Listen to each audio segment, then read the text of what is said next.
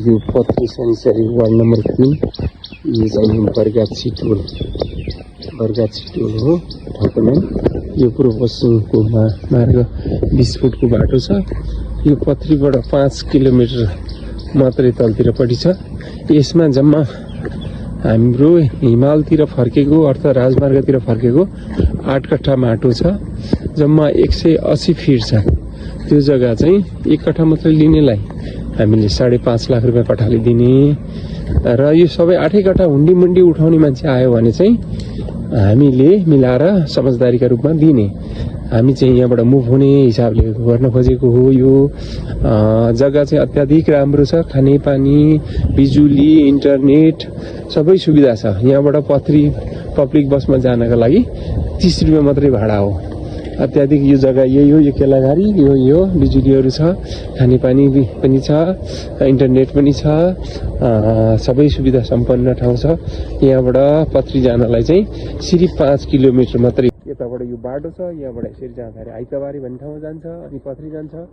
यहाँबाट यसरी जाँदाखेरि चाहिँ किराती चोक भन्ने ठाउँमा जान्छ। जग्गा चाहिँ यही हो। त्यो पिल्लरबाट यस्तो छ। 1 कट्ठा लिनेलाई चाहिँ 30 फिटभन्दा माथि मुख पर्दैन।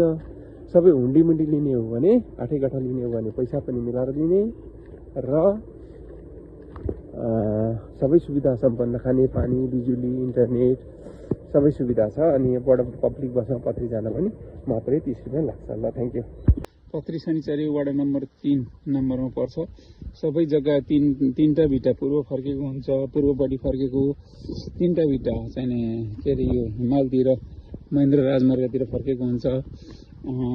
सबै भिटा चाहिँ 32 फिट मुख हुन्छ। जम्मा यो के अरे उसमा धनी पूर्जामा चाहिँ 8 कट्ठा छ। म यो 8 कट्ठा लिनेलाई 8 कट्ठाको धनी पूर्जा पास गरिदिन्छु। तर भोगाइमा चाहिँ अलिकति कम हुनसक्छ।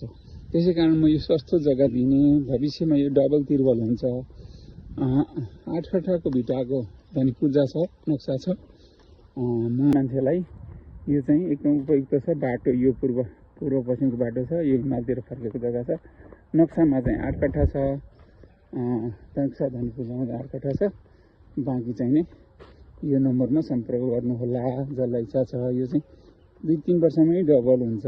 हामीले 3 लाख रुपियाँ के अरे 6 लाख रुपियाँ कट्ठाले यो बेचेको।